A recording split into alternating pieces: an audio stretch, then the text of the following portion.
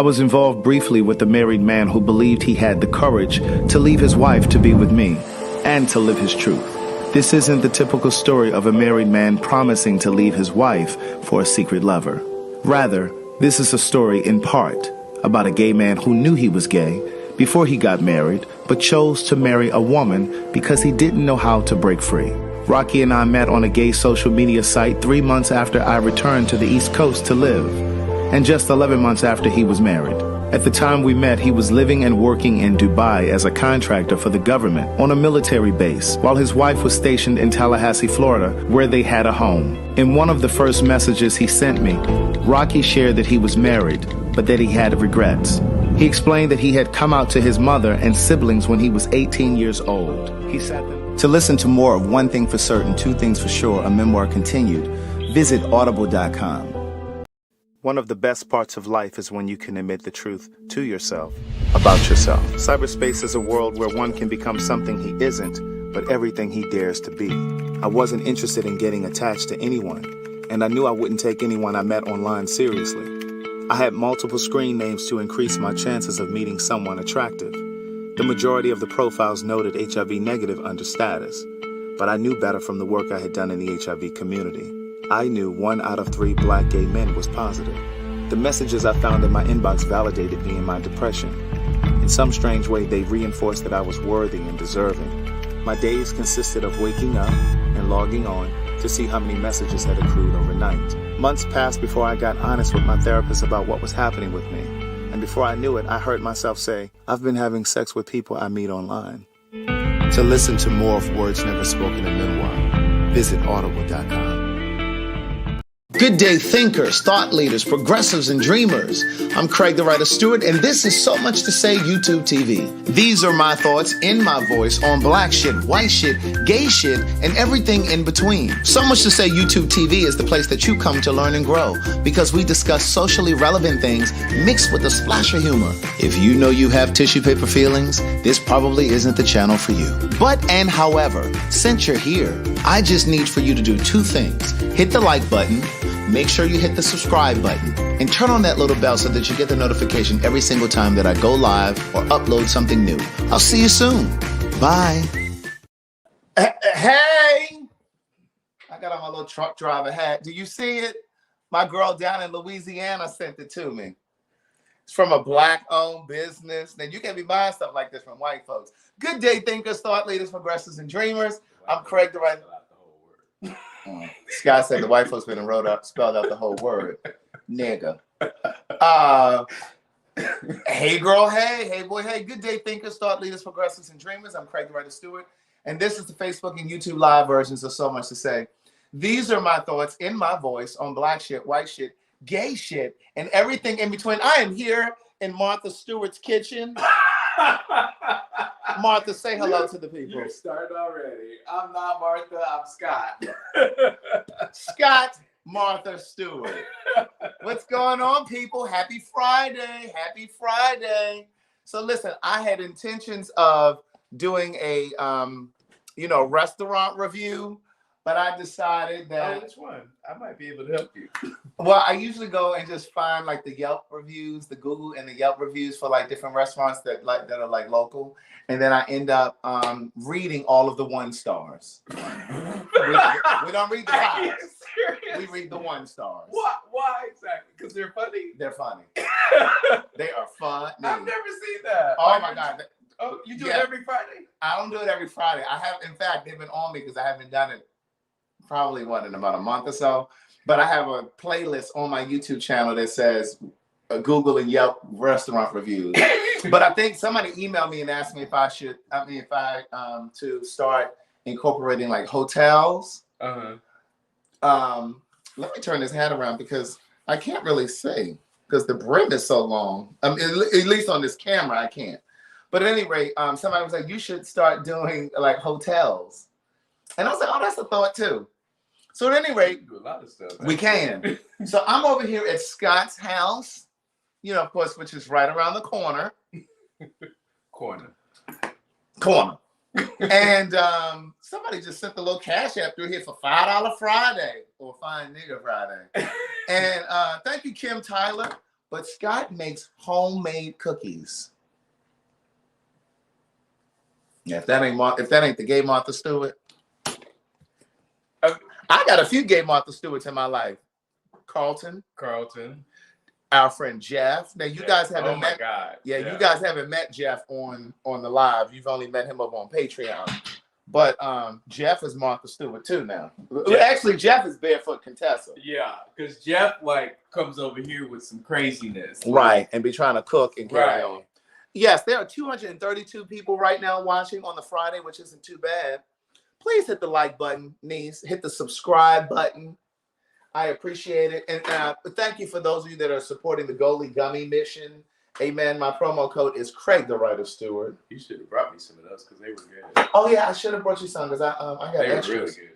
Okay, so did you want to tell the people what we're doing here? All right, so we're going to make chocolate chip cookies. I gave you some cookie dough earlier for you and your mother. And let me tell you about him.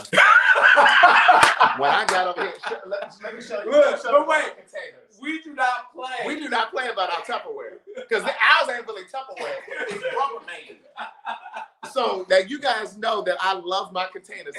They got these little snaps on the side, right? And so it's really secure. So I put like my vegetables in here. Like if I slice an onion or a few things or whatever, I put it in here. It's so great, these containers, right?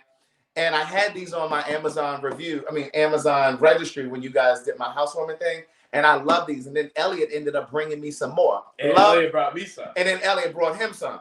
But I had some too. But Scott already had some too. These are the best. Do you hear me? So anyway, so Scott called me earlier and was like, hey, on your way home, stop by the house. I have something for you. So I said, okay. So he made me some cookie dough before, gave me some before. And so I came over. I didn't know what I was coming over to get. My birthday is next Wednesday, so I thought maybe he's going to give me an early gift. So I came over here. I'm bringing your gift to the party tomorrow. So I came over here, and he hands me this container full of cookie dough. It's at my house in the refrigerator. And then he hands me. Let me say, you don't need enemies with bitches like this. Then he hands me a promissory note that I will return his Tupperware. What kind of foolishness is that? He said, no, not a promise. You signed it out. And then at the library. And then handed me a marker. It says 1 medium Tupperware signed out to Craig Stewart on 4/29/22. And no, for the reason cookie dough. And look, if I were a notary, I would have notarized that shit. When I came in the house, he handed me the container. And they're going to hand me I said, are you serious? Because he know I'll keep this motherfucking container. And we will be on Judge Judy. Yes, indeed. Judge Judy was like, I didn't go to law school to sort this thing kind of thing out. But yeah, he surely had that note ready for me when I came in here today. I was sleepy too. All right. But did you sign it? I sure did. Right. All right, so what do we have in the mixer already? All right, so in the mixer, we have 2 sticks of butter. Do not show my eyes, because I'm not. Before I got here, Scott was over here doing some things. So his concentration is a little off. I don't have all my brain cells together. Go ahead. All right, so we have 2 sticks of butter, and then we have 3/4 cup of white sugar, and 3/4 cup of light brown sugar. Okay. And you want to cream the butter. Okay. Now I usually put it on medium, and usually while it's creaming, I will mix the flour mixture. Okay. All right. So it's 2 1/4 cup of flour. There is 1 teaspoon of baking soda, a 1/2 teaspoon of salt. Okay.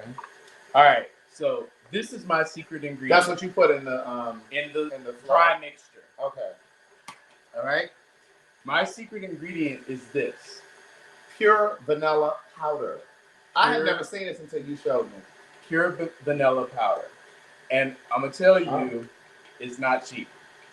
Because you said this one little container cost $27. Bitch, this won't be in my cookies. This won't be in my cookies. $27? Yeah. They don't have a cheaper version? You can find it cheaper places. But you like this brand. I do, yeah. because it's pure. It is pure vanilla. Like I even use the vanilla extract. I'm gonna need you to cash at me $3 for that. For that little sprinkle. Yeah. All right, now look at how the butter and the it's creaming. It's creaming. That sounds real sexual. Creaming. Well, I mean, it is at this point. If you get on Twitter. Now, let me just say this to those of you that are watching.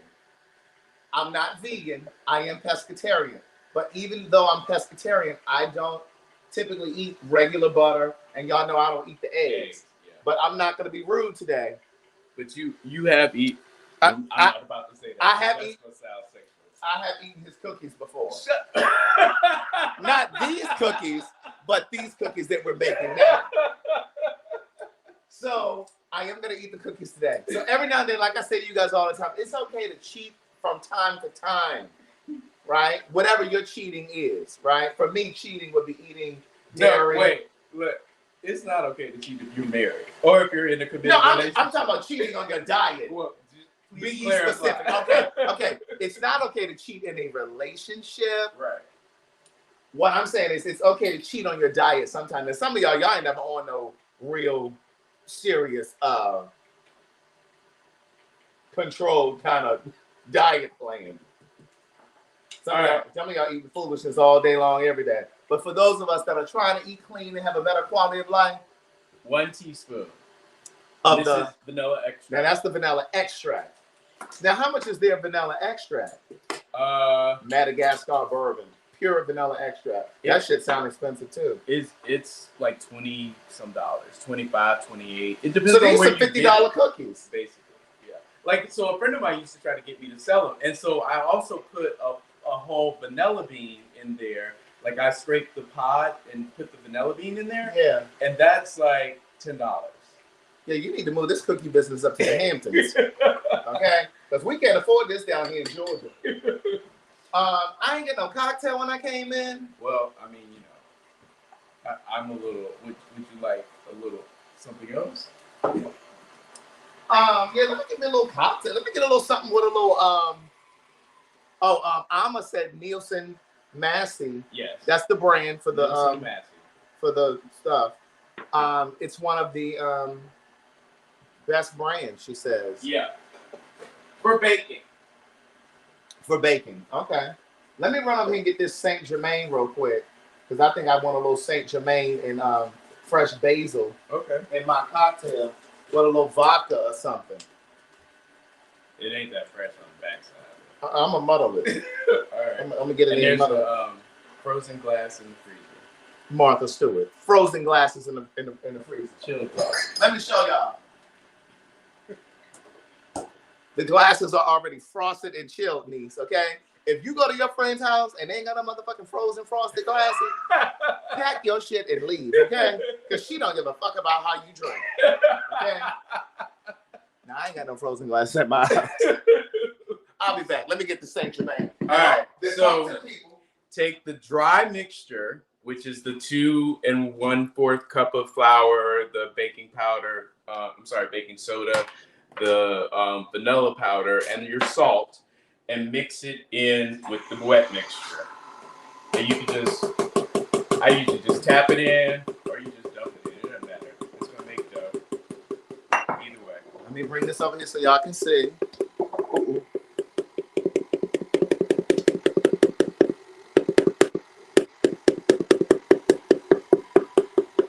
See how this is a nice surprise? We just in here making cookies and stuff on a Friday evening. You know, it's dangerous in the streets.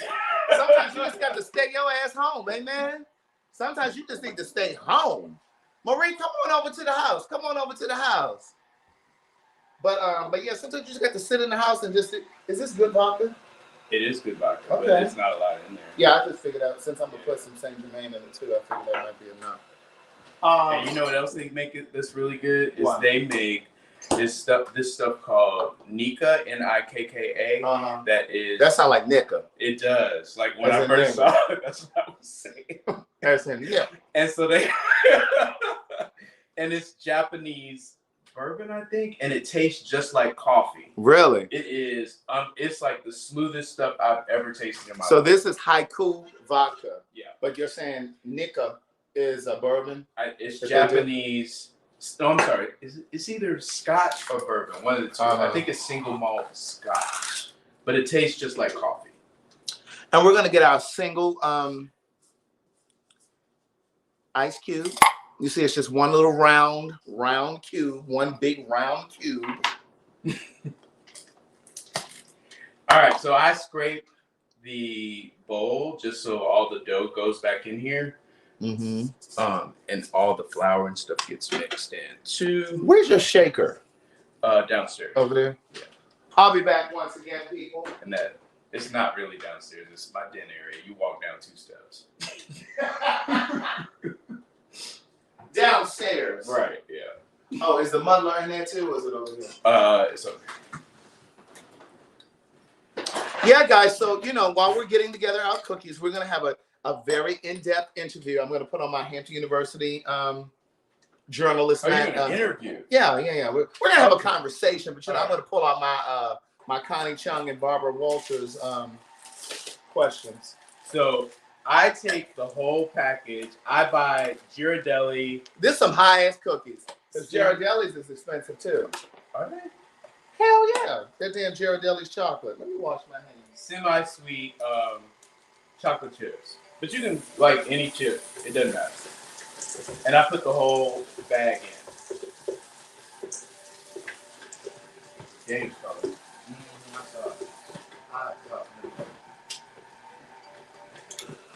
And so while Scott's over here doing that. All right. So look, you show him. Show him we have cookie dough. Oh, we now have cookie dough. We have cookie dough. And so I usually just take this and put it in the refrigerator. And if you're gonna bake it, you bake how. So I keep cookie dough in my refrigerator all the time for nights that I have been the munchies, basically.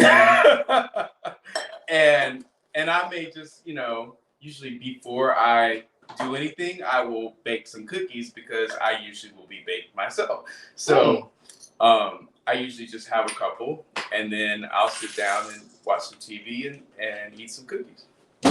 Oh, wow. Would I ever do daily blogs? When you say blog, you mean like the blogs where you actually write and you go and read a blog? I used to, if that's what you mean. So did I. This is, I'm thinking we're calling vlogs, right, with a V. But you're saying blog with a B. So, yeah, I did used to write a blog.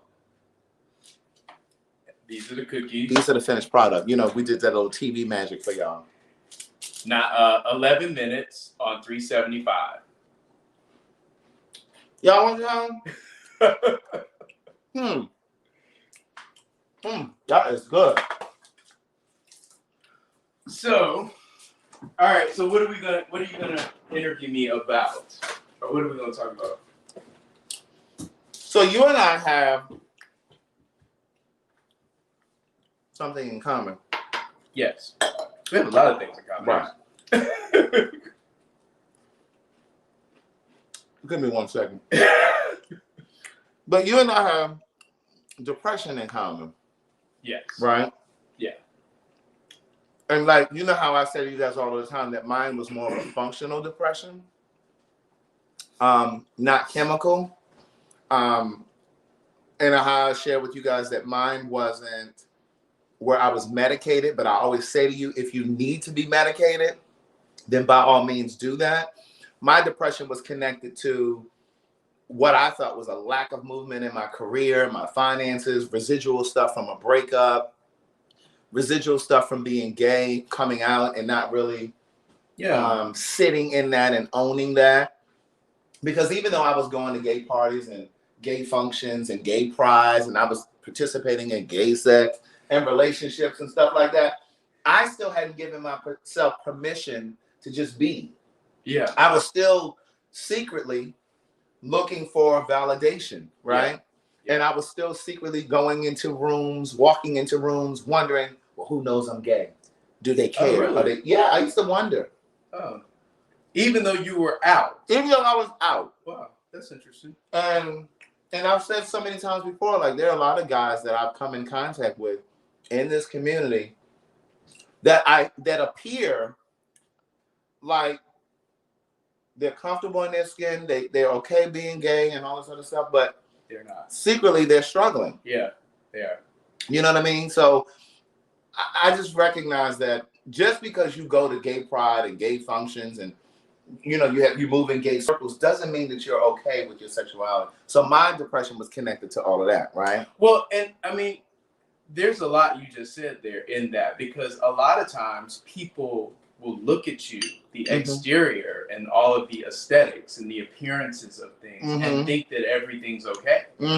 And even to that point, gay, straight, whoever, there's a lot of pain behind, like whoever asked the question about the blog. My blog used to be titled Behind the Smile, because people are always talking about how they like my smile, how I'm always smiling, how I'm always laughing. But meanwhile, I'm dealing with all this other shit, right? So Behind the Smile, was that the name of that article that I read?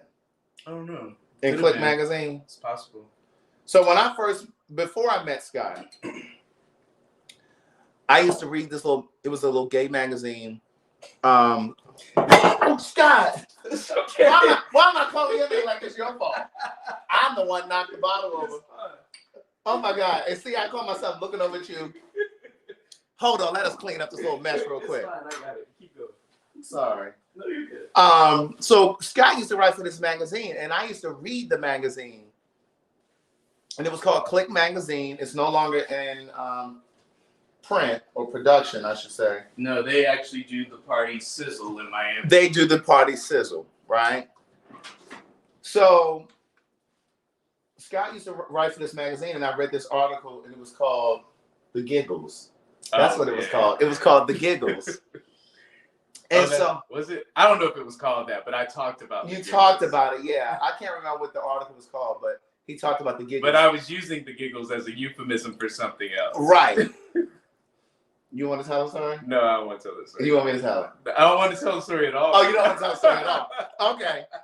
I'll talk about it later. Okay. Let's start with the depression. Okay. So I read that article, and that was how I first came to know who Scott was. And then later, I met Scott through our friend Jeff, who I was just talking about a moment ago. So anyway, we ended up meeting, and we lived around the corner from each other again at that time. And we just became cool. And I told myself, oh my God, I read that article that you did, and I was so moved by it, and blah, blah, blah, blah, blah, blah.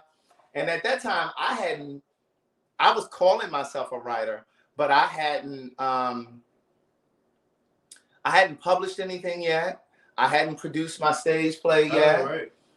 The only thing I had done at that point was write music. I had written music. I was working on music. At that time, that's all I thought I could do.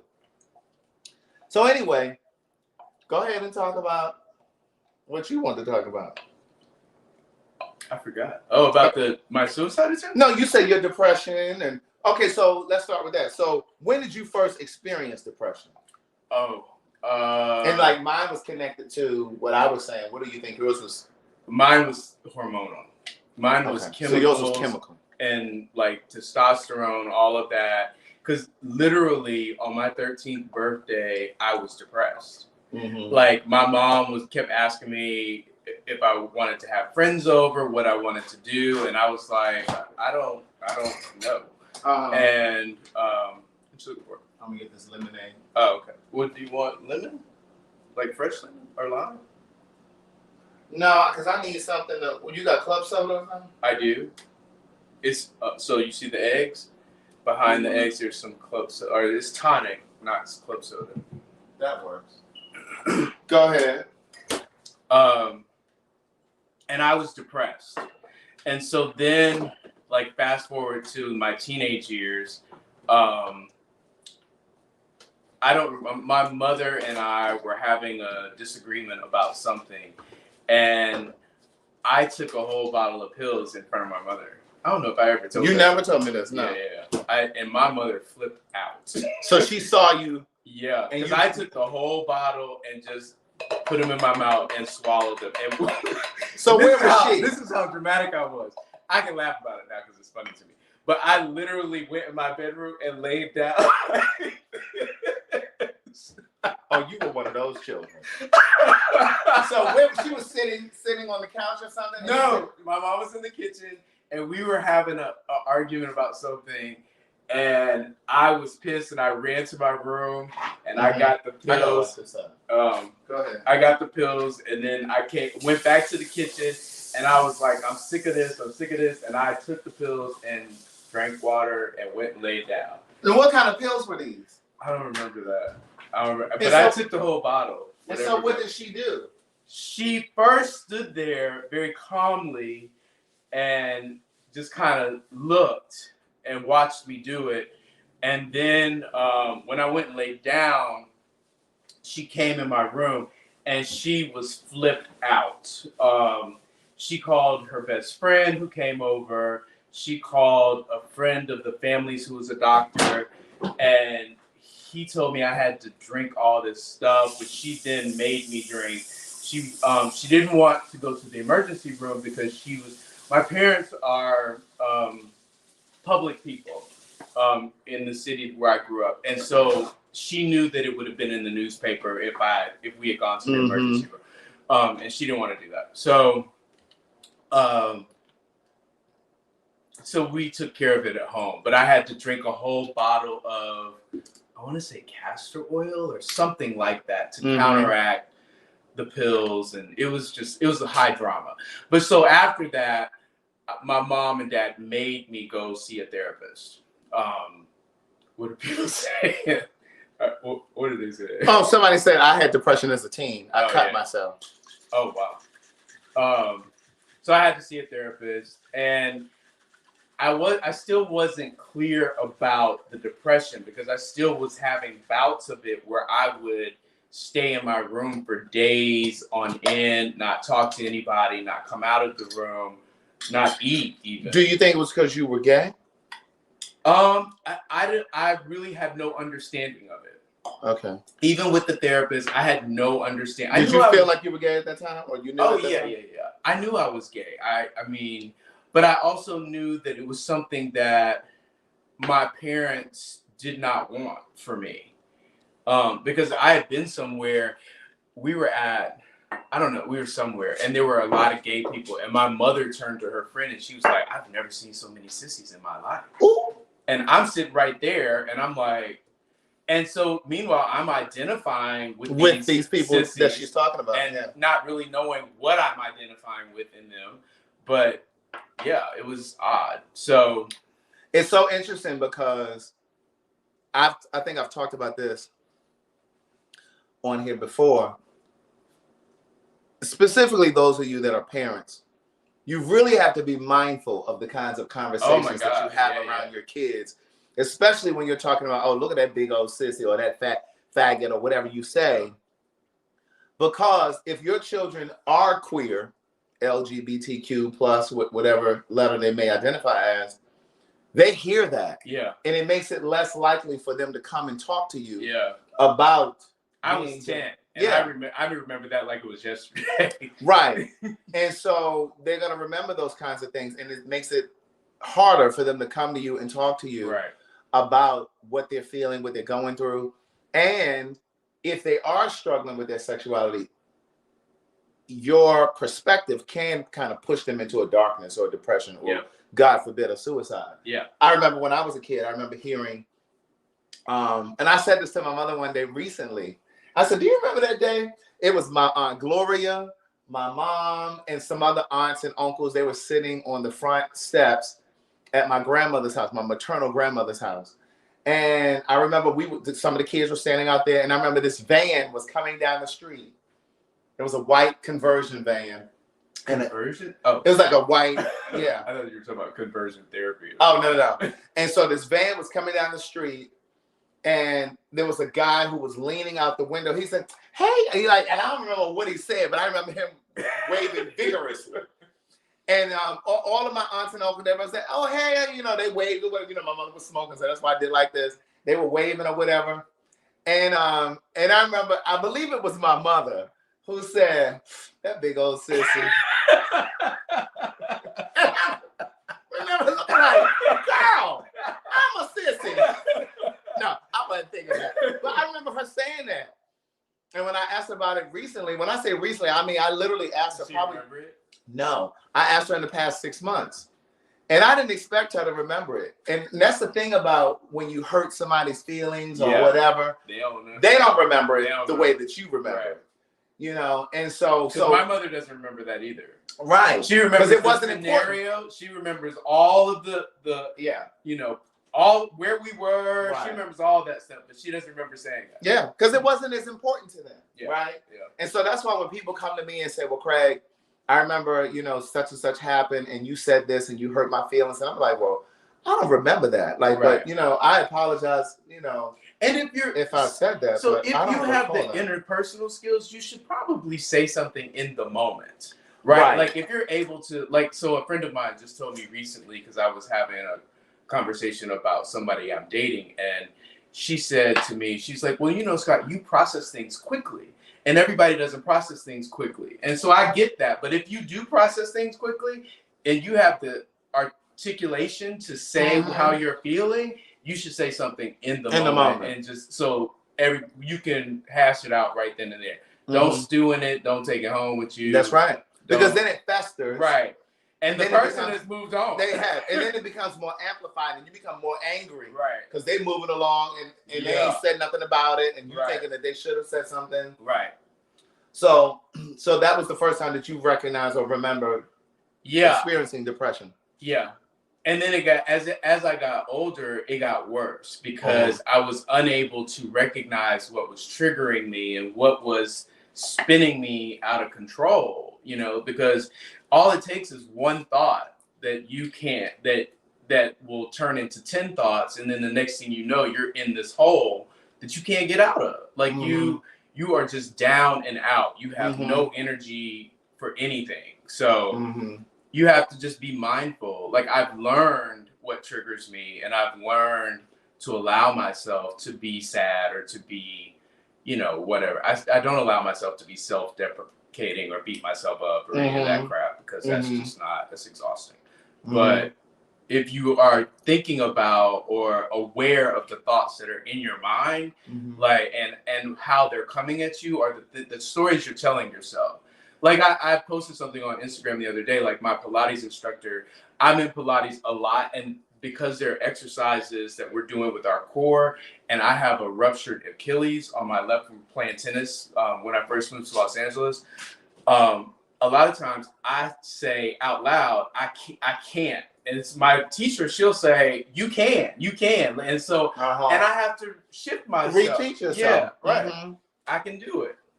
And she's usually right. Like it just takes me a little bit. Yeah, it is. It is. My girl Tanya Prince asked what's in my adult beverage. So I have a little splash of Saint Germain, vodka. I muddled some fresh basil, and I put a splash or so of lemonade. Shook it up, and here we go. So Elaine says, I have a friend whose daughter is gay, and she always says she hates gay people. We're not very nice to each other. Right. I'm like, how can you say that? And she wonders why her daughter is distant from her. Oh, so your girlfriend says she hates gay people, and she has a daughter that's gay. When I first read it, I thought she was saying that the gay daughter, the lesbian, hates other gay people. Okay, so her mom says gay people are still not very nice to one another. Right. That's interesting. I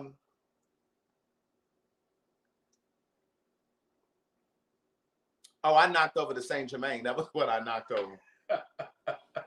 Okay, so that time it was a suicide attempt, and then the next time was the time that you mentioned the other day. The other day. Oh yes. When you talk about when I lived down the street from you. Right. Yeah. On Alden. No, I'm sorry. When I lived on Cheshire Bridge. Right, and you were about to move to Chicago. Well, I moved to Chicago after that. Yeah. So what happened in that scenario? Do you remember what led up to it, or? I think I was dealing I had a midlife crisis, to be honest. Like, so I remember the week prior, I used to work in corporate America, and I had a job that I was on the road every week. Like, I literally would leave on Sunday, come home on Friday, leave on Sunday. gone all the time. And I was exhausted. And I remember talking to my parents, and I was like, okay, so I travel, I work, I buy furniture, I buy art, I take a vacation, I hang out, I meet somebody, we may date for a while. And I was like, is this my life? Like, is this what this is? Is this it? And my mom was like, yeah, pretty much. She's like, you know, I don't know what else you expect. I don't know what else you expect. And I was like, well, this is some bullshit. Like, I didn't sign up for this. Like, I'm not interested in this. Is boring and it's cyclical, and I'm not interested in this. And so that Sunday, after having that conversation with my mother, I had gone to a party over in Castleberry somewhere, and I stopped by CVS and picked up a bottle of Benadryl because I. And you knew that's why you were going to get it. Subconsciously, yeah. Subconsciously, yeah. And the next morning, I sent my. So wait, you went to the party. You stopped and got the Benadryl on the way home from the party. Okay, so you left the party. Yeah. You stopped and got the Benadryl, and then you went home. And the next morning, I took the whole bottle. And my friend, who I had sent a message to, Trace, who I used to live with, and we worked at the same company. And I said, take care of Elfie. Elfie was my dog. And he thought it was weird. So sometimes I would leave town and he would take care of my dog because he had a dog and he would just get her. Right. The two of them. But he thought it was weird that I sent that message to him. And he came to my house and found me. So were you still coherent? Oh. I was semi passed out. Like the ambulance came and did something. I don't know. And then by the time I got to the ER, I was like aware. So did they ask you what happened, or they knew? Who asked? The police? Like the ambulance or the hospital or anything? Yeah, like that? Yeah. Because I'm wondering, so like they never made it. They did mandatory that you had to go to like a treatment center or something. So the doctor, the attending physician, tried to do that, and I threatened him. So I said, I lied. I was like, I've already called my attorney. Now, but at this point, my parents are here. And so they're in the room. And I was like, I've already called my attorney, and like, I am not. And so when he would ask me specific questions, he was like, well, how do you take 100 pills on accident? Because that's what I said. And I was like, so it was pills? Oh, it was Benadryl pills. Yeah. I'm thinking about the Benadryl, the cough syrup. Okay. The like big bottle of pills. Yeah. And I said I took the whole thing by accident. So he was like, well, how do you take a whole bottle of pills on accident? Like, how does that happen? And when he asked me that, this is what I did. You just looked at him.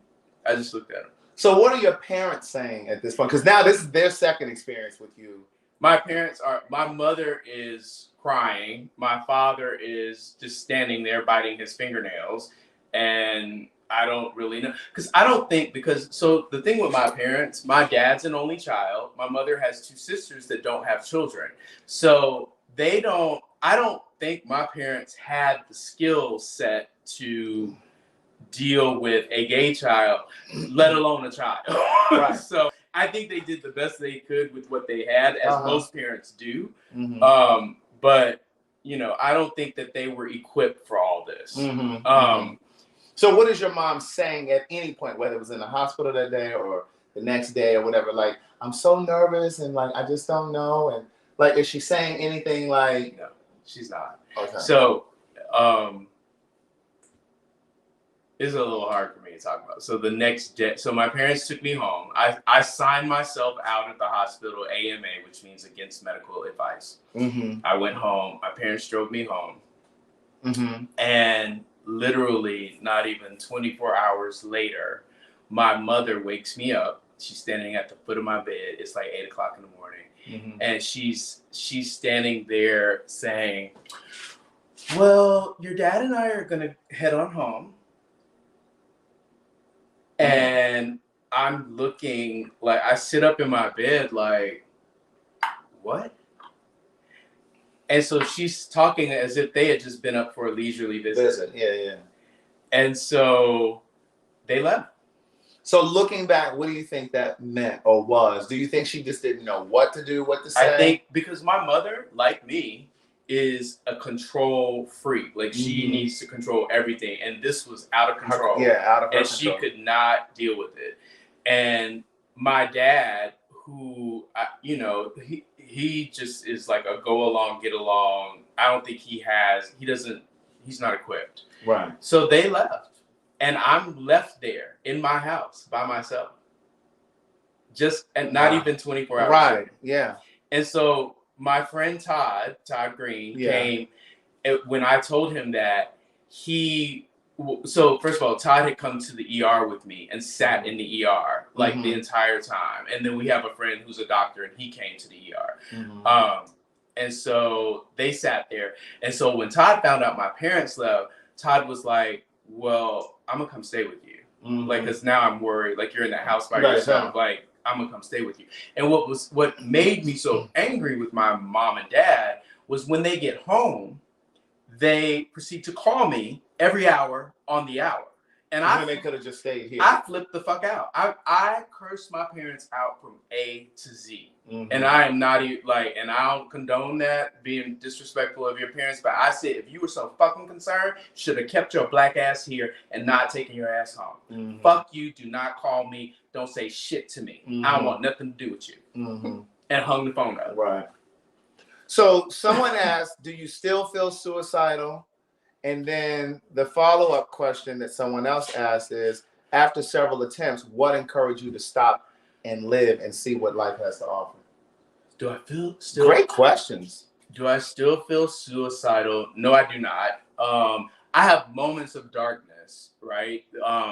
But I'm aware of the darkness and I shift my thoughts into different directions.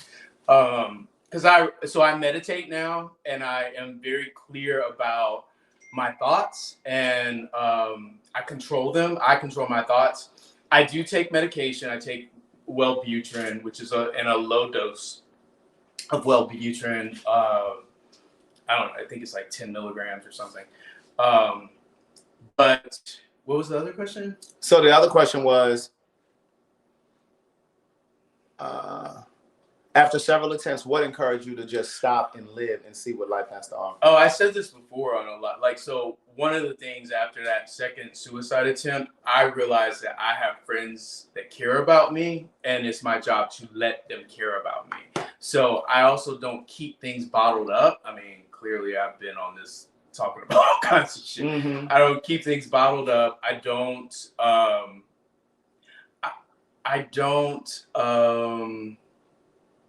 I enjoy my life. Like, I don't really hide stuff. I don't, I'm very clear about who I am, who I'm not, and those kinds of things.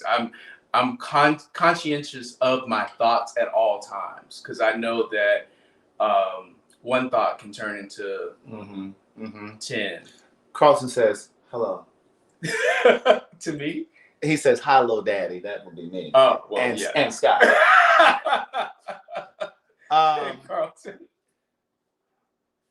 So that last time, that was right before you moved to Chicago. So after my parents did that, my cousin called. No, I don't know. I called my cousin, and my cousin was like, "Well, what's going on?" And so I told him, and he was like, "Look, I live by myself." My cousin had this humongous, like 3,000 square foot apartment that he's living in by himself in Chicago. And he was like, he was recently divorced, and he's like, just come stay here until you figure out what you want to do. And so I packed up my whole life and, sold everything. Like, I didn't want any of that stuff. I got rid of it all. Like, I only took my clothes and like my art and my computer. That was it. And I moved to Chicago, and I just decided that's where I was going to live until I felt better. Well, several people are saying that they've taken that same prescription. Wellbutrin? Yeah, it works for me. Like, I like it. And so now, like, periodically I have moments where I need to see a therapist and talk to somebody objectively. Just because, I believe, okay, so let me say some things about this. Black people, right? Mhm. We, like, my mom's best friend, loved her to death. She passed away. She would say, you don't need no therapist. You just need to pray about it.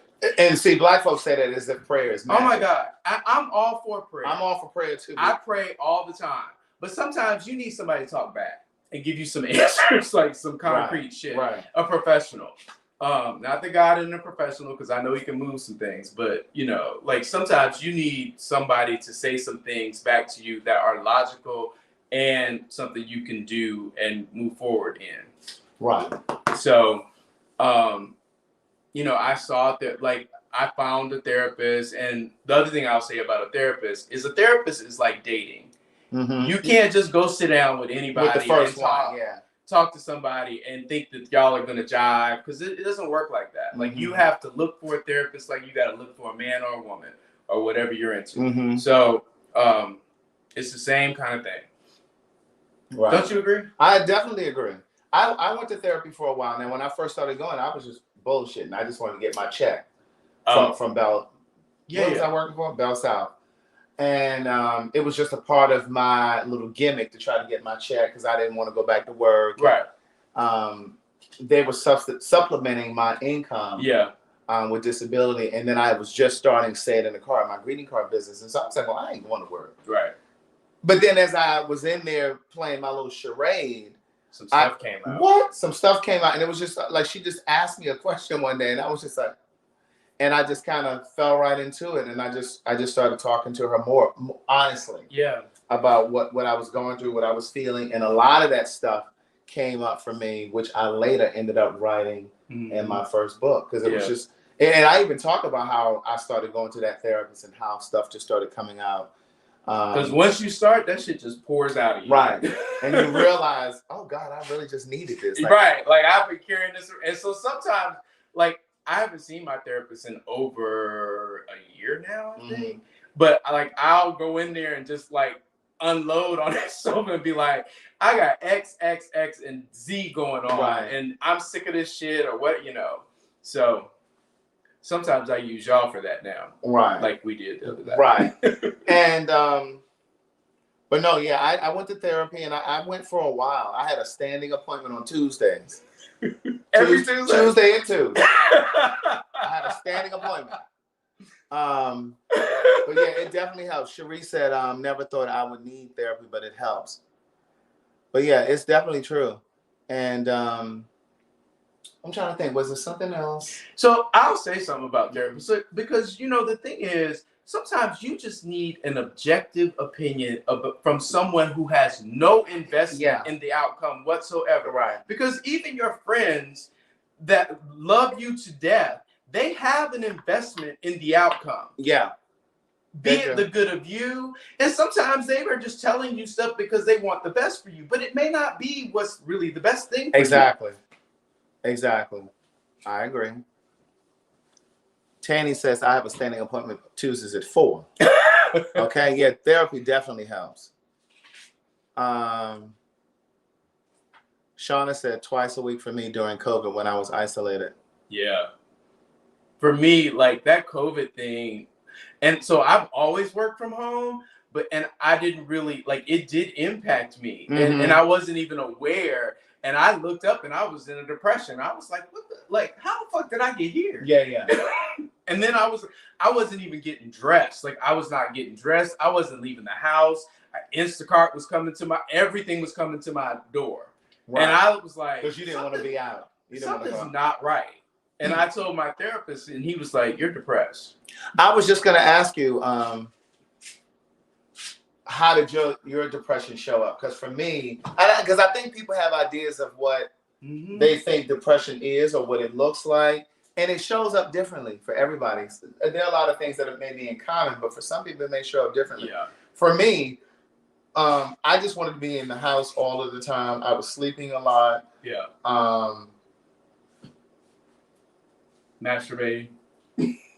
Well, I was locked on that internet. I'd be on that internet chit-chatting with the strangers over there on them sites and stuff. Oh, yeah. And so it was just like a validation for me. Like, yeah. You know what I mean? Just talking to these perfect strangers, people who didn't really know me. Yeah. People who just wanted the possibility of connecting in a sexual way. So they would say whatever it was that they wanted to say. But it's numbing too, right? It's numbing. It's temporary. It's temporary. It is a temporary high. Temporary high, temporary pacification. Yeah. Because I felt pacified by it. Yeah. It definitely helped me as long as I was on that computer and that was chit-chat. Sometimes I would wake up, I'd get right on the computer and I'd look up and it'd be 6 p.m. Yeah. I'd be sitting at the computer, only left to go and get something to eat in the kitchen or use the bathroom or something like that. I wouldn't necessarily take a shower. Yeah. Not like days or anything like that, but I could definitely sit in the house and not shower.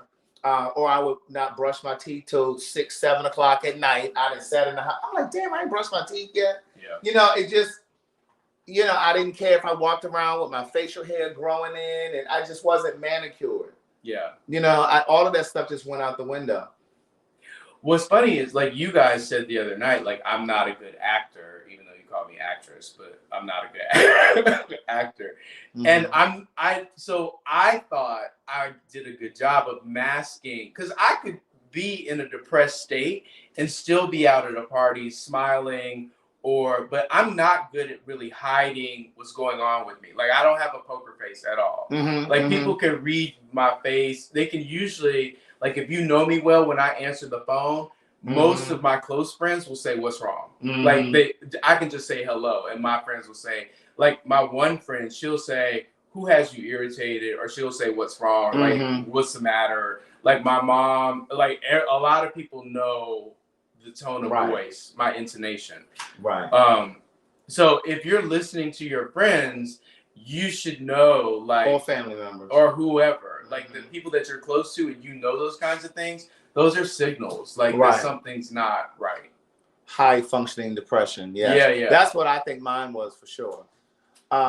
So you said you would go for the day or days or whatever without showering. Yeah. I wouldn't leave the house. Right. I would not leave that. I mean, because it was so convenient. The world is set up now that I don't have to go anywhere. Right. I can work. I can make money. I can bank. I can mail right stuff from the house. I don't have to do anything. Wow. They're saying thank you, Scott, for sharing. Afro Sensible Sister says, I have a 33-year-old son that suffers with depression.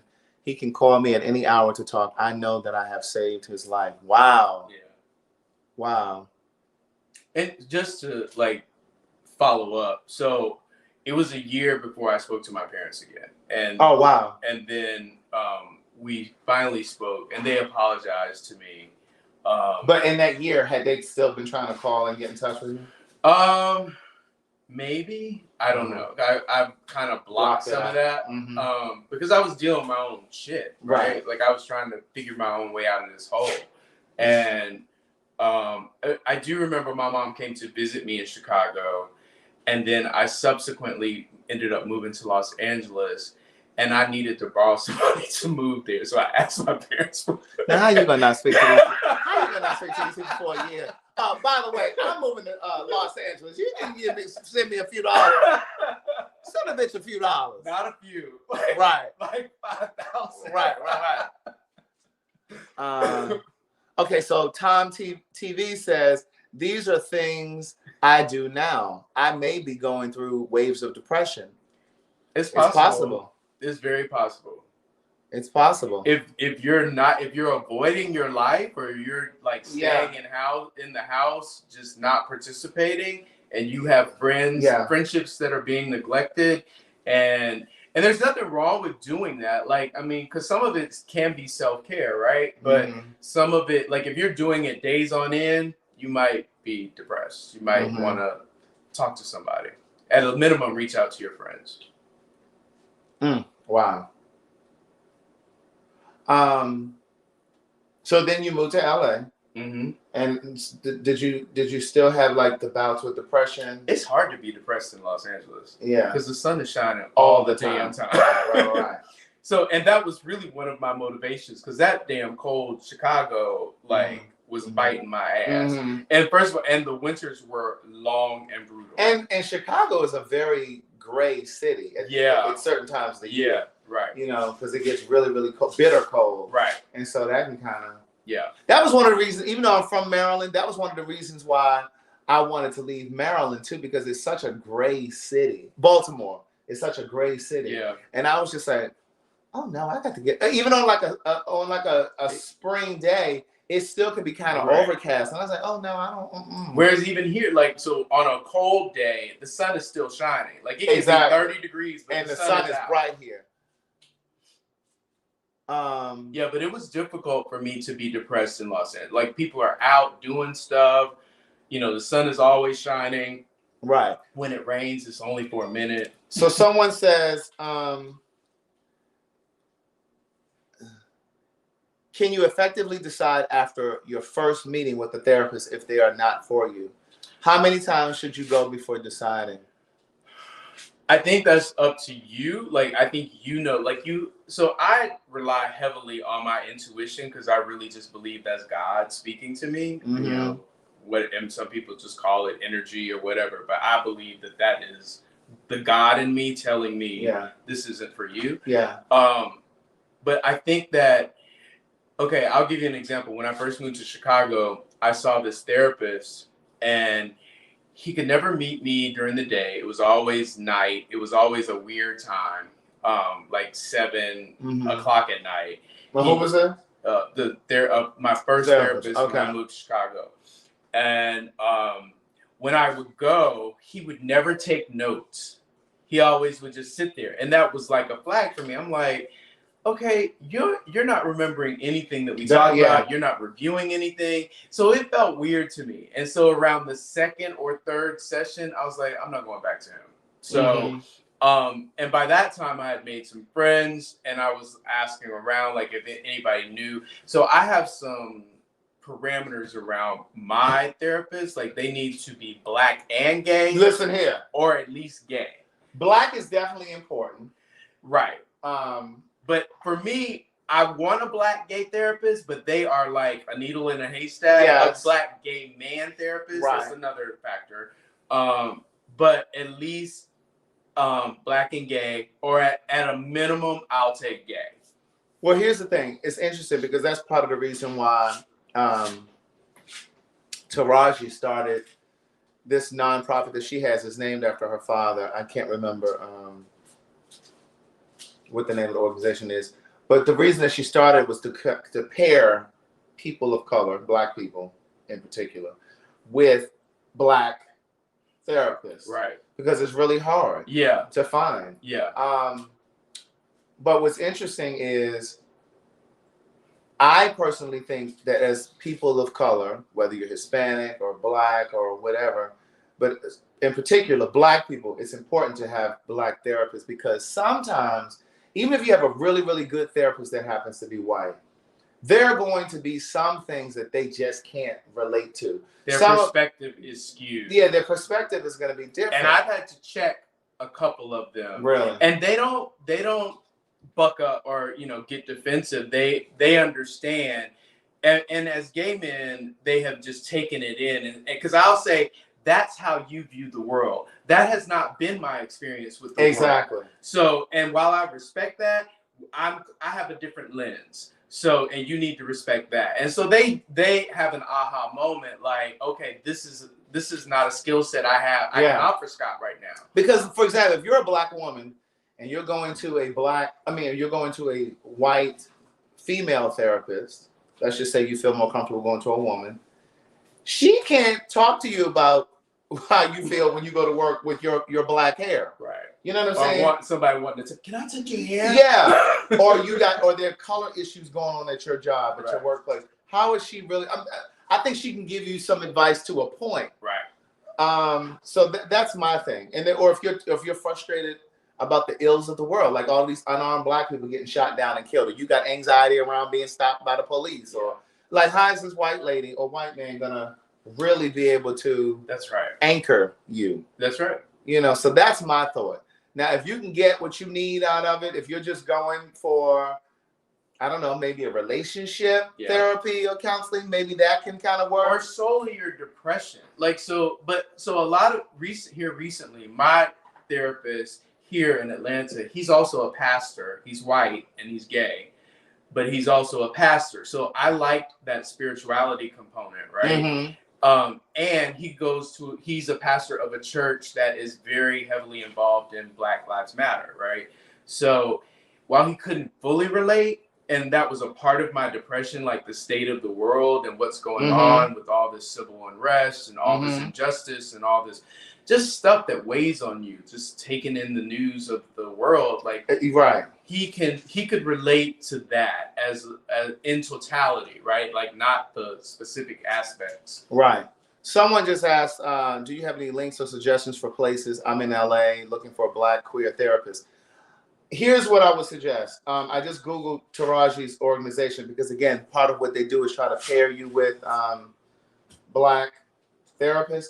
The organization is named after her father. It's called Boris L. Henson Foundation.org. Boris L. Henson Foundation.org. Just Google Taraji Henson nonprofit and it'll come up. And then maybe it can help you with some resources. The other thing I would say is I literally will just Google words. Like, and for example, Black gay therapist, Los Angeles. Right. And I just go through when I have time and see if there's people that, and I read websites and just try to figure it out. Like that's how I found this guy, my therapist here, is I Googled Black gay therapist Atlanta, and this guy came up because he's worked with a lot of Black gay organizations. Okay, so he's not Black, but he's not has Black. The experience. Right, that's right. Right. So I mean, you can always just try it, test it out, and see. And if you don't like it, break up with them, and that's right. Go to find somebody else. And don't ghost them. Just tell them that it's not, because they understand that. They know that it's like dating, and you have to mesh. You have to find somebody that gets it or understands where you're coming from. Yeah. Alicia says there are Black therapist websites with directories as well. Oh, okay. Psychology Today has options. There should be like an organization of Black gay professional therapists where Psychology Today has options for one to select their preferences as well. Oh, okay. And so another thing that I will say to get clear about is I was very clear about seeing a therapist as opposed to a psychiatrist, because a psychiatrist has a propensity to want to just prescribe you medicine to solve your problems. Now, that's my personal preference. Now, while I take Wellbutrin, it was a process of me getting there, right? I don't want to just walk into a room and somebody say... And you automatically just trying to write me a prescription. Right, yeah, no. Right.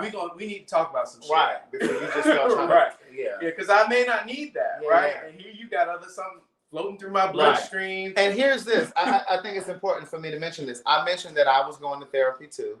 And when I first started going, like I said, it was a charade for me. I was like, let me just get my check. But there was some stuff packed in there that I needed to get to. And so you were there on purpose, whether you knew or not. Listen here. It all happened by divine order. And so I ended up in that office, and it really began to help me unlock things that I thought I had packed up and tucked away in a drawer and wasn't going to deal with it anymore. But it started to unlock. And even though I was only with this particular therapist for, I don't know, two months or so. But like I said, I was going every Tuesday at 2. So I went for like 2 months or longer. And even after I stopped going to her, I had already started unraveling my shit. Yeah. So even after I stopped going to her, I was still doing that unraveling on my own. What's interesting about you saying that is that as I've gotten older, I realize that you're constantly unwrapping the same shit. Yes, indeed.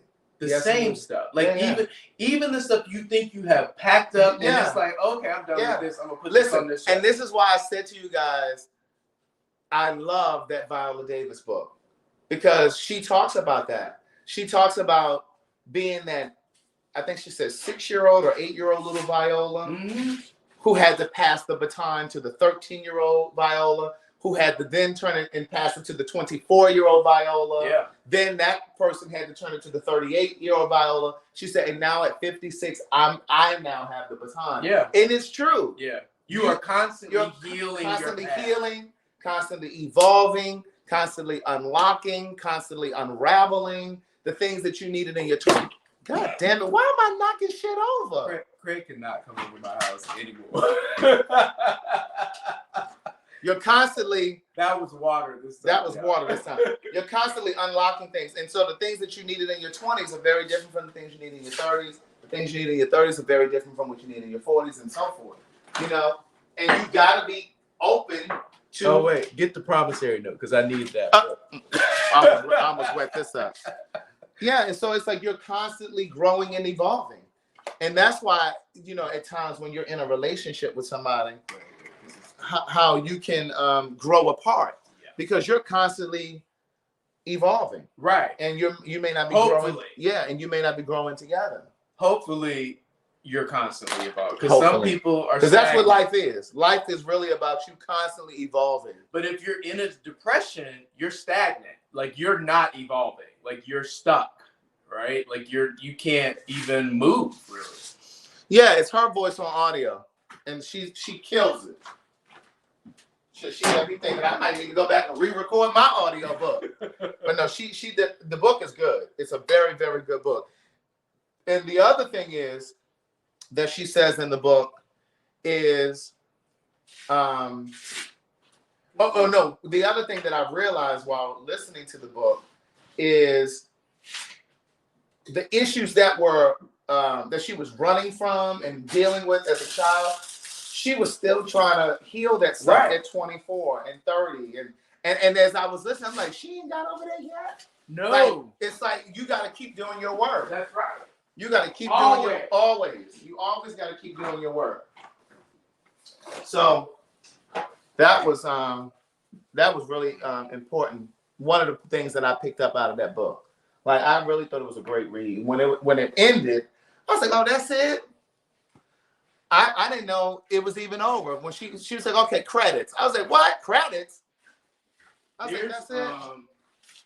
There's a book by Louise Hay, and I can't remember the name of it. I'll send it to you. You can post it later.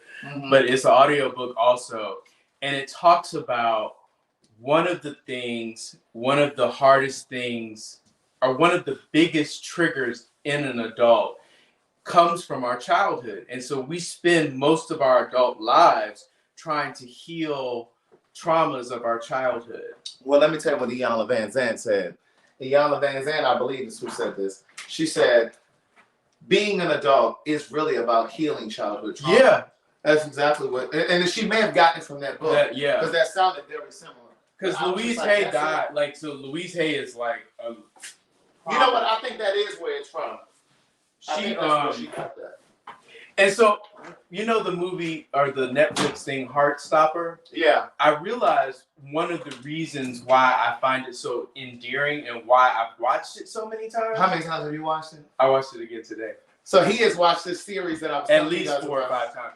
And I realized this because those kids that I'm watching on this, and the reason it makes me so teary-eyed and I find them so endearing is because they are the people that I craved when I was their age and in that situation in high school. Is Louise Hay still living? No, she died recently. She died, okay. She died, I want to say 2 years ago or something. Okay. Like that. Yeah, I think that's exactly, yeah, I think that was her quote. Is that? Not Hayes. Hay. Hay. I was like, who is this? And put it, that's... Oh, there she is. It's a white lady. Yeah, she's a white lady. Okay. Yeah, but no, I really think... Go up. Go back to that. Delete it. Because I can tell you the name of the book. It was there. No. The Power is Within You is the book that I... The Power is in... When I tell you, I have the physical book and I have the book on Audible. Well, let me go ahead and download it on Audible. And I listen to it like... I wonder who's getting Louise's money. Now that she has a foundation. Like, they still post on her Facebook page, and like there's people running her account. Right. The Power is within you. Yeah. It's an amazing book. All right, let me go ahead and get that. And she talks about like how healing yourself and talking to your younger self and having conversations with that child that's still in you, right? Mm-hmm. And how you were supposed to heal that child and protect it. The show that we were talking about is called Heartstopper. It's on Netflix. I've been talking about it all week because I watched it and I really enjoyed it. And it's about these queer teens. It is a diverse cast. It's set in the UK. And it's basically a coming of age. You know, there's one little boy on there who's gay. He's openly gay at school. And he's having this little secret relationship with this guy. And they just like kind of like meet in the hallway somewhere and they kiss from time to time. And eventually he got tired of being a secret. And so then he saw the boy kissing another girl. He saw the boy kissing another girl, a little girl. My girl, I Am Goddess TV said that book is free on YouTube. So if you go over to YouTube, you can listen to it. Oh, The Power is Within You. Oh, okay. So just type it in on YouTube and it should come up. But at any rate, so yeah, he saw the guy that he was kissing that he thought he was in a relationship with. He thought that, you know, they were in a relationship, and the boy actually had a girlfriend that he was kissing. And so then he broke up with him, and then he started talking to this other boy who he thought was straight. And that's all I'm going to tell you. And then you just kind of watch it. But it's a good series. It really is a good series. And I'm hoping that they'll have a season 2. I liked it because it was diverse. It was mostly white kids, but they definitely had some black kids in there as well. And a trans person. And the thing that I loved about it, and I said this to Scott, they didn't even address the fact that the girl was trans. Subtly, they did. Yeah. But they didn't. They never said you're trans or she never even said she was trans. She did not, but she would say. That's what I loved about it too. She would say things like, okay, so they go to an all-boys school, and then all of a sudden, because the trans person was at their school, and then she transfers to an all-girls school. And that's kind of how they address it. And then she's talking to some friends at her school, and she says, "Oh, well, he's transphobic," and that's how they subtly address. Oh, I missed that. Yeah. Oh, I'm gonna need to go back and watch it. I need to go back and watch the whole series. Because even Tao and Charlie are talking about a teacher, and Charlie says, "Well, he's notoriously transphobic. That's why Elle didn't like his class." Yeah. Oh, okay. Yeah. Okay. So they do it that way to address it. But I loved how they didn't really make a point about addressing that she was trans. Yeah. You know what I mean? They just slipped her in there. That's right. You know, and which helped even though normalize she's very clearly, well, I mean, we knew she was trans. You know, a rose can smell a rose. So we knew she was trans because Scott was saying something. We were texting back and forth. I was at home watching it. The show is called Heartstopper. Heartstopper. And it's on Netflix. And it's a series. It's like 8 episodes. And so they're only 30 minutes. They're only 30 minutes. It's a good series. So I'm gonna actually watch it again because I missed that. And you know how you go back and watch stuff and you see stuff that you missed before. But Scott was like, what did you say? You said, is she trans? Or I couldn't figure out if she was trans or if she was just tall. Because I mean, I do know that sometimes, you know, they will cast people in roles that may look trans, but they're actually not. Right. And so I was like, no, she's trans. And so Scott was, and I was like, no, I said she's trans. And then so Scott was like, she's really pretty though. Like you beautiful. can't. You said. And her voice is soft. Oh yeah, he said her voice is so soft and feminine. I said, yes, it is. And he said, and then I said to him, I said, no, she's trans. So then I screenshot the TV as I was watching. Now listen, please, I'm not being transphobic. I know I got so not. I know I have trans people watching. I'm not being transphobic, but I'm just telling you the conversation that Scott and I were having. And we were just discussing the show. And I said, oh, no, she's trans. And I took a picture. I said, because you can kind of see her Adam's apple. And so he was like, oh, I didn't even notice that. But she's beautiful. And I think she was so convincing. And I love that they did not put a spotlight on the fact that she's trans. They didn't really put a spotlight on any issue. Like you pointed out, the parents were accepting of Charlie being openly gay. Yeah. They, you know, the father, when, you know, something happened, the father was there and he was like, are you okay? Yeah. And, you know, they were just a matter of fact. The show was evolved. Right. Yeah. Aside from the fact that there will always be boys who are There will always be people. There will always be people that who are just nasty. Heartstopper is the name of the show. I done said it like 3 times. Are there any seats left in the GED section? Please, we have a few people that need to be seated over there. But no, it's a good show though. I think all hearts and minds are clear. Do we have any closing statements or questions that we need to address? I did begin a new Patreon for you guys. I'm going to collect some more stuff and put it all together, and then I'll put it out. I'll probably put it out over the weekend. I'll say one other thing about like depression, and just be conscientious of who you allow into your space and into your spirit, because sometimes like there are people that, you know, just may not have your best interest in Right. mind. I was going to say something earlier when I was talking about, I was saying that even after I stopped going to therapy, I was kind of doing my own unraveling. Cinderella, you're going to have to scrub these floors. Oh, I know. I mean, this stickiness. But as I was unraveling my stuff, I was still trying to uncover stuff. But it was something that I was going to say to you guys, and I can't remember what it was now. Gosh. Craig, did you have a nap? Yes, I did have a nap. I got my little nap in, so that's why I was able to pop on here. I can't remember what I was going to say to you guys earlier. I was going to tell you guys something. Thank you, Michelle Howard, for the Cash App. Michelle Witt. I always mess it up, but I'm going to say Nahila. Is that right? Mm-hmm. I think so. Glenda Webb, thank you very much. Ursula, Harold LaFall, Kim Tyler. Come on, $5 Friday. Let me see. I think we had another question. He talking about, nah, just kidding. He don't have a question. I believe that straight or whomever, a lot of issue within us stems from childhood, for sure. Yeah, most people, I think. I agree with that. Scott is amazing. Thanks for sharing. Thank you, Scott and Craig. I really enjoyed this. These conversations are needed. Did you shower before you put that shirt on? Because you showed it in the car earlier. Yes, I did shower, niece. I was coming from the gym, and I went and washed up and everything. Oh yeah, he's shower fresh. Right. Look at my Craig Stewart beard. Hey girl, hey Lynn. This was wonderful, especially after I told my therapist today I won't be going back to her. God knows. God knows just what you need. Amen. Hey P. Marcel. This conversation was awesome. It was something I was going to say to you guys. I can't remember what it was. I wanted to tell you guys something else about. Was it about depression? It was about therapists. It was about therapy and going to therapy. And that's what I was going to say. So when I was going to therapy, I was clear that mine was a functional depression. And so what I wanted to say about medication, it was something you were saying earlier.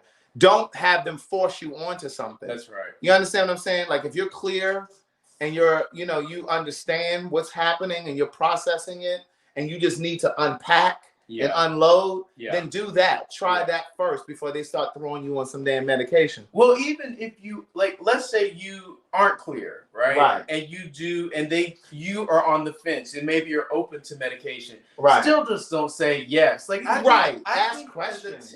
we have a tendency, Black people have a tendency to just put doctors on a pedestal. Yeah. And just accept what they say without as asking gospel.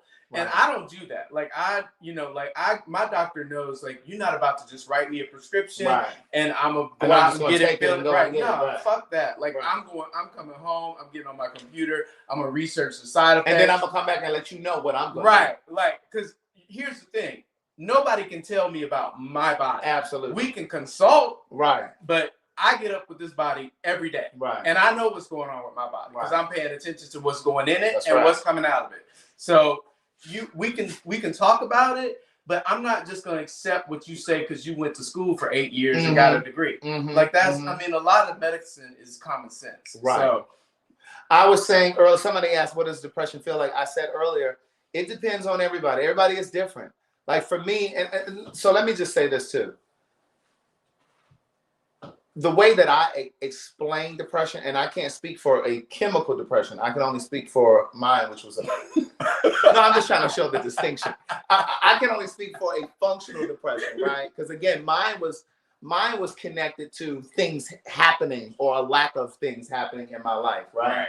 And for me, there's no catalyst. Right. It's just there are moments that I have that I just am not. I'm maybe just sad for no reason, right? Like it's just not, So as a result of that, I'm very mindful of my alcohol intake. I'm very mindful because all of that stuff alters your. That's right. Yeah, it does. Right.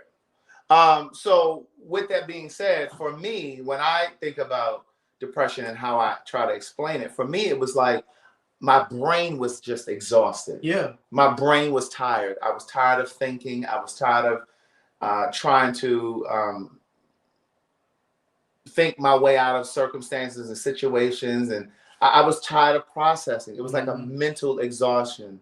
And so for other people, it's different. Yeah. And so that's why I always say at the end of these lives, take a moment, recalibrate, get centered, get your chi back, get focus on your chi. I mean that. I know I laugh and I joke, but I really mean that. Like you have to take yourself, out sometimes. Yeah. Sometimes you got to remove yourself from life. I do that. You know what I'm saying? Like I will turn my phone off. I will close all the blinds in here. Now, Scott is a Gemini. When I would be in a depression, I would do that and not allow any light in, right? And I mean that, metaphorically.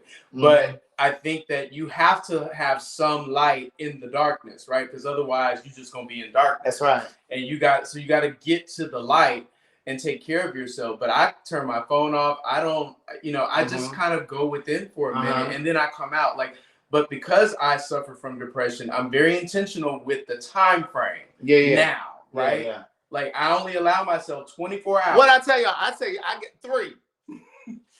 24 hours and that's it. I tell y'all, on that third day, I just did a video the other day. On that third day, Jesus rose and so do I. You know what I'm saying? And for you, it might be 2 days. Right. For you, it might be 4 days. For you, it might be just a day. Right. You have to set yourself a time, I believe, so that you don't sink in it. That's right. So you don't collapse. You won't recover if you won't recover if you just allow yourself to just be there indefinitely. Yeah. You gotta have a time frame. Yeah. And then you gotta get back to work. The business of figuring your life out. Because you don't want to see. Here's the thing: because it's a slippery slope. You don't want to be in the darkness too long, or in the whatever too long, in your feelings too long. But you also don't want to act like nothing's wrong. Yes. Because that's dangerous too. Because then you're perpetrating a fraud. So, for example, when I say take yourself out of life, like you guys, I shared this with you guys on Patreon, and I think when I came back on the live the other day, and I said that video that was called, and on the third day I rose, or something like that, I called it. They say Jesus rose on the third day. I got 3 days to sink and be upset and sulk and do all that. Jesus had Palm Sunday. What did you have? Listen. So a friend of mine in New York, a good friend of mine, she texted me the other day, and this is during this. I hadn't been on the live yet, and this was during that last week when I had a rough week. You know what I mean? The only day I had free to myself was last Tuesday. Oh, right. Because Monday was dialysis, Wednesday was dialysis, Thursday we had some errands to run for my mother's transportation to get that try to get that squared away. Dialysis again on Friday. Then Saturday we were, she was at the ER because she had a pain on her side. So I had a rough week. So Sunday I was just like, oh God, I just needed to decompress. And a friend of mine texted me. And so Monday I didn't go on live, and I didn't come on to see you guys until Tuesday. But a friend of mine in New York had texted me, and she was asking me if I wanted to come to this Hampton event in New York. And it's like it's a formal event. And she was like, hey, I'm getting a table. Did you want to buy a seat? And so I text her back, and listen, I text, you got to meet people where you are. And so I text her back. I said, hey, I'm not available that day. Right? And so then she texts back and said, I'm about sick of you in these short answers. Now, mind you, we haven't talked in a couple weeks or whatever. You don't know what I went through this past week. But my point in bringing this up is I removed myself from that situation. I didn't even fight with her. Right. I gave her what I could give her in that moment, and that was it. I'm not about to sit here and explain that I had a long week the week before. And, so I'm saying all of this to say, don't allow people to cause you to shift your energy. You understand? Project their shit onto you. Project their shit onto you. That's it. Yeah. You know, and it was just like I didn't feel like explaining. You know what I'm saying? I didn't feel because I didn't even feel like recapturing like what had happened the week before, and I didn't feel like going into all of that. Yeah, and it really didn't matter. It did not matter. I gave you an answer. Hey, I'm not available that that time, and that was it. So if you sick of me with these short answers, pick up the phone and call. Exactly. See if something's going on. So, you know, for me, because that should have been the response. Is everything okay? Is everything okay? You know, this is not like you. That's a better approach. And so what I was saying was, for me, don't feel like you're a slave to your phone. If you don't feel like answering your phone, don't goddamn answer it. Yeah. You know what I'm saying? I tell my mother that all the time. She's like, "Oh Lord, who is this calling?" I'm like, "Girl, you act like you gotta pick up." Well, that's what the voicemail is for. I'm fascinated by that because I sometimes don't respond. I'm not good about responding to text messages always. Like they'll sit, like I'll read them, but I'll forget that I did not respond. That you didn't respond. Right. And so I have to remind myself, and I have to remind other people. It's like I ain't grown up with this shit. Right. Like this is new for me. Right. Like, you know, I'm from a princess phone age. Right. You know, with the rotary. Right. And the cord in the kitchen. Sitting on the floor. So no, if I don't feel like if I feel like I'm gonna be short with a person or abrasive, I don't answer. Oh yeah. You understand what I'm saying? Like, stop picking up the phone. If you're not in the mood to have a productive conversation, you know you're in a fucked up mood, don't answer the phone. Yeah. That's my thing. And I learned to do that. Somebody, I want to say it's Oprah. Mm-hmm. I think it's Oprah. Mm-hmm. She said, be accountable for the energy you bring into the room. And that's you being accountable. And so when you don't answer the phone because you're in a fucked up mood, you're being accountable for the energy that you bring into the room. Exactly. And so that's what I do. And even if like friends will say, well, hey, let's go grab a drink. If I know I'm not in the mood, I'm not going. Man, like you know I am. Right. If I'm not in the mood, I'm not even. Yeah. And there are times that Carlton will say, well, hey, babe, let's go do that. And like he might have somebody in town or, you know, friends or family. And I'm like, because I remember not long ago, like during the holidays, I just was not in the mood. His godmother had come in town. And I just wasn't in the mood. I don't even think my mother was here at that time. I don't think she was here yet. But I'm pretty sure she wasn't. And he wanted me to meet her. And my mother was not here at the time. And he wanted me to meet his godmother. She was coming in town, I think, that Friday, and they were going to dinner and drinks. And I was just exhausted. I just did not feel like it. And so I originally told him that I was going to meet them or whatever. And then I messaged and said, listen, I'm exhausted. I'm going to have to see her tomorrow. You know what I'm saying? Because like she was here for the whole weekend. Yeah. And in fact, I think she was here till like the following Tuesday. And I was like, well, I'm going to have to get with y'all tomorrow. I said, we'll go to dinner tomorrow. I just wasn't in it. And you know, like when you first meet somebody for the first time, you want to present your personality. Sure, yeah. And I wasn't in the mood for all of that. Right. Not saying that I felt like I needed to do cartwheels and be on or anything like that. But you don't want to be sitting at the table. I don't want to be sitting there like quiet and ignoring. Right, because I didn't feel like talking and shit. Right. So, you know. I want to say one thing about my parents.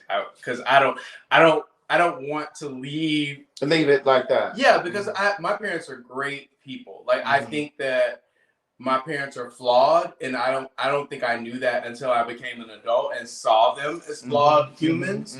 And I think my parents are, you know, successful, intelligent, you know, loving, caring people that did what they could with the tools that they had in that moment. That moment. Yeah. And ultimately I forgave them and they forgave me, and we're in a really good place now. And my parents, like, even with my mom's making the sissy, like my mom reads more gay, you know, is more aware of LGBT issues than me most of the time. Like, my mother put me on to Queer Eye for the Straight Guy like when it first came out. Yeah, I mean, she talks to me about like they don't need a Chick-fil-A. I mean, they don't, you know, a lot of stuff like that. So, I just wanted to, you know, give a little update about the situation. And here's the thing too, especially for my young folk that are watching. If you haven't already, there's gonna come a moment that you realize your parents aren't perfect. There comes a moment when you realize your parents are human. Yeah. You know, so and keep that in mind. And you may not like that. Right. And you may not like the people that they are or the decisions that they've made as a result of you finding out that they're human, right? But they are human like we're human, and we are flawed individuals and make bad decisions and, and do the best we can every day, hopefully. Right. All right, listen, you guys have an amazing night. Brush your teeth, floss your teeth, brush your tongue. I want to say thank you to my girl Lillian Williams for sending the Cash App through, Jackie Cheatham, Michelle Howard. I think I already said Michelle Howard. Thank you guys very much. Have an amazing weekend. I will put a little something together this weekend for Patreon. Your birthday? You gonna do your birthday live? I don't know if I'm gonna do it from the birthday. I think I want to just enjoy that. I don't think I'm gonna be bothered with trying to video and film and all of that. But listen, you guys have an amazing weekend. I will definitely give you some Patreon over the weekend. Oh, you want to put the recipe on the thing? Oh, you have it written down? I can write it down. I can type it and send it to you. Y'all just need to go back to the beginning of the video and get the recipe. Bye, y'all. Good day, thinkers, thought leaders, progressives, and dreamers. I'm Craig the Writer Stewart, and I'm inviting you to join my Patreon. Don't know what a Patreon is? It's my official video diary with only exclusive content that you won't see anyplace else. It's easy to join. Just visit patreon.com/Craig the Writer Stewart. Here's what you'll find on my Patreon. A day in my life, whether that's dinner with friends or a typical workday. Live Q&As with members of my Patreon about each episode of the T.S. Madison Experience and what I was really thinking. I'll even bring you on vacation with me. The video will make you think that you were right there. And last but not least, for all of my aspiring writers, I give you firsthand, one-on-one, personalized attention, answering all of your questions about publishing and self-publishing. So what are you waiting for? Join now. Swipe up or visit www.patreon.com/Craig the Writer Stewart. I'll see you soon. Oh, and one more thing. Don't forget to subscribe to my YouTube channel. That's youtube.com/Craig the Writer. Do it now.